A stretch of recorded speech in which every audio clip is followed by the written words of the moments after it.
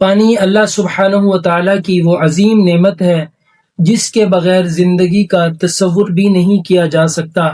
یہی پانی زمین کو سیراب کرتا ہے، درختوں کو زندگی دیتا ہے، انسان کو طہارت بخشتا ہے۔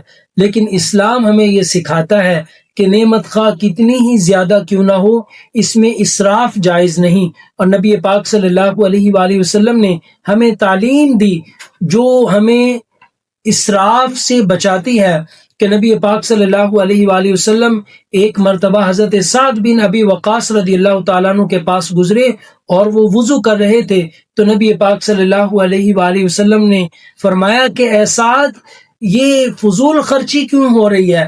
تو انہوں نے عرض کی یا رسول اللہ، کیا وضو میں بھی اسراف ہوتا ہے؟ تو آپ صلی اللہ علیہ وآلہ وسلم نے فرمایا ہاں، اگرچہ تم بہتے ہوئے دریا یا نہر کے کنارے ہی کیوں نہ وضو کر رہے ہو۔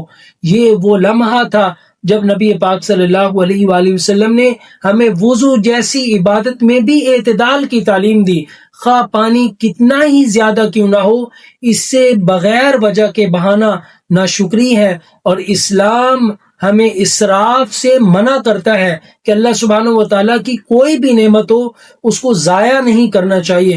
اور قرآن پاک میں تو اللہ سبحانہ و تعالیٰ نے فرمایا کہ فضول چیزوں کو اختیار کرنے والے وہ شیاطین کے بھائی ہیں۔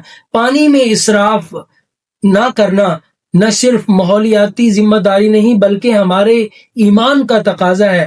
چاہے ہم وضو کر رہے ہوں یا روز مرہ کے کاموں میں، ہمیشہ ہمیں یاد رکھنا ہے کہ اعتدال کے ساتھ شکر کرنا ہے اور احتیاط کرنی ہے۔ یہی ایمان کی خوبصورتی ہے۔ اللہ تعالیٰ اپنی نعمتوں کی قدر کرنے کی توفیق عطا فرمائے، آمین۔